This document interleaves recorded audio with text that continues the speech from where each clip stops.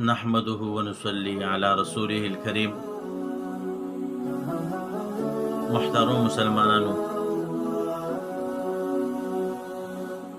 نننی ټاپک زمونږ په دې خبره دی چې تکبیرات تشریق د دې الفاظ صحیح الفاظ څه دي او دا به د کله نه شروع کیږي او کله به ختمیږي.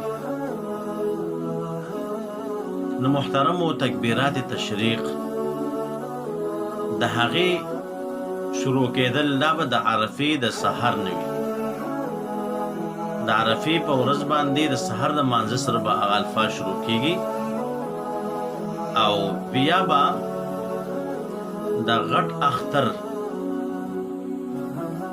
په څلورم ورځ باندې د مازدیګر لمونځ چې وکړی شي او دا به ویلی شي، د هغې نه پس به ختم شي.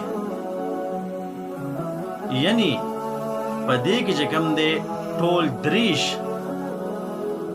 شل او دریش منځونه چې کوم دی په دې کې راځي. یو د عرفې د ورځې 15 منځونه، بل د غټ اختر د ورځې 15 منځونه، بل د اختر د دویمې ورځې 15 منځونه، بل د اختر د درېیمې ورځې 15 منځونه او د اختر چې کوم دی د څلورمې ورځې چې کوم دی 3 منځونه.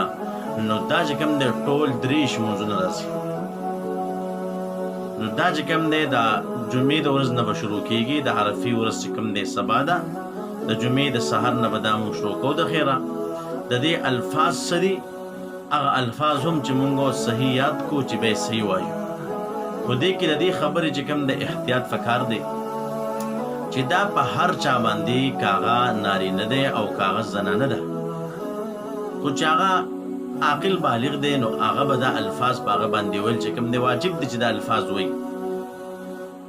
تکبیرات تشریق یو پیر ویل چې کوم دی هغه ضروري دی چې ویلی شي، او که د یو پیر نه زیات ویلی شي 2 پیرې 3 پیرې، دا خبره د مستحب خبره ده.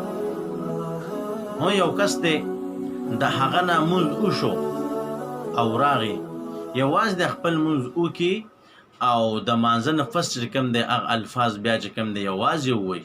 که په چغې نه وي سلو دي ووایي. زنانه به چې کوم دی په اوچت اواز سره نه وایي، هغه به سلو وایي. او چې کوم د جمعې مونځ دی په هغې سره چې کوم دی کوم کسان شریک دي ښه په اوچت اواز سره به یو پیر وایي. هغه الفاظ څه دي؟ الله اکبر الله اکبر، لا اله الا الله، والله اکبر، الله اکبر، ولله الحمد. دا الفاظ دي چې دا الفاظ مونږ زده کو او په صحیح طریقې باندې چې کوم دی دې د ادا کولو کوشش کوو. نو نارینه له هم پکار دی چې دا الفاظ وایي او زنانه له هم چې کوم دی پکار دی چې دا د هر مازه نفس چې کوم فرض مونږ دی یو پیر خامخا وایي. د دې مونږ اهتمام کوو. خو نارینه په اوچت اواز سره، زنانه په سلو اواز سره. الله رب عزت دې مونږ له په دې خبردار عمل کو توفیق راکړي. وما علینا الا البلاغ.